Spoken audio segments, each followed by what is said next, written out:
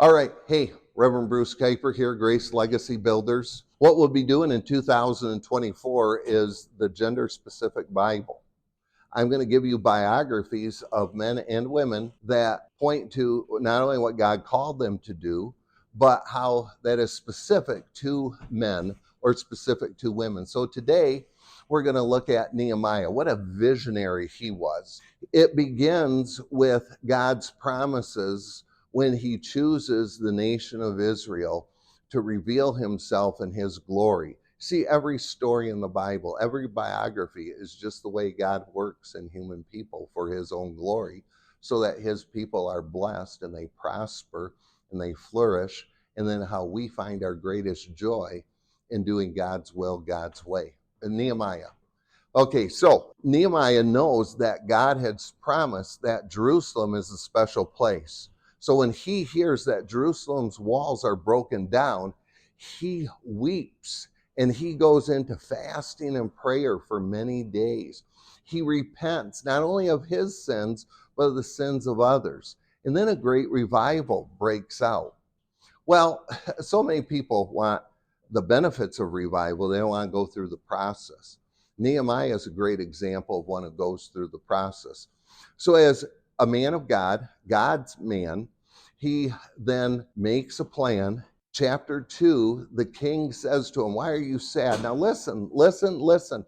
If Nehemiah is sad in the king's presence, we know from ancient writings and readings that you could be executed for that. But he is willing to put everything on the line and said, how can I be happy when my people are in exile, when my people are not worshiping God properly? Does that sound familiar today? Now, then he has a plan and he finds opposition. Men, I want you to understand this about Nehemiah right now. There's many more things to understand. First of all, he had a dream of divine desire.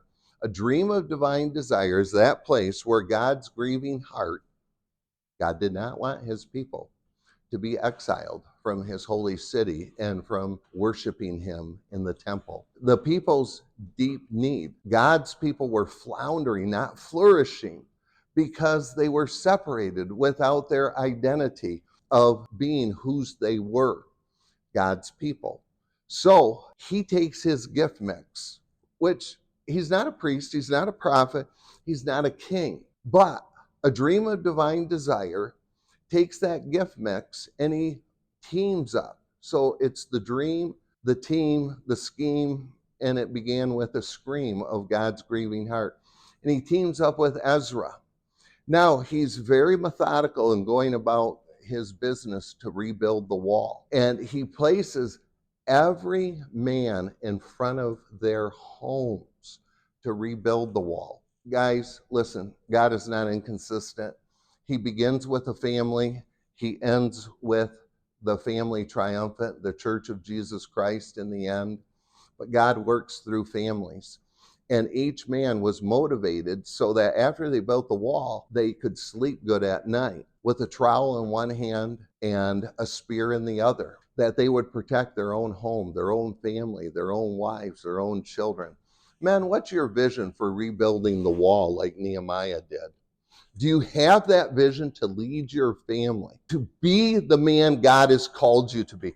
Well, Pastor, I go to a church and the pastor says I should listen to my wife because she's the leader. Then get out of the church and get in the Bible and get to a church that's going to equip you to be that spiritual leader that opens the Word of God, speaks it into your family.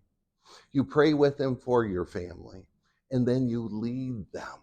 You promote them, you protect them, you provide for them. And then you find other men, like here at Grace Legacy Builders, where iron sharpens iron.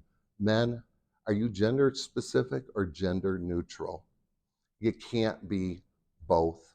You have to be one or the other. God's calling you to a specific task in a specific time and a specific place. It begins in your heart. It works out in your home, and it's embedded in the church. That's what the culture needs today. Thank you.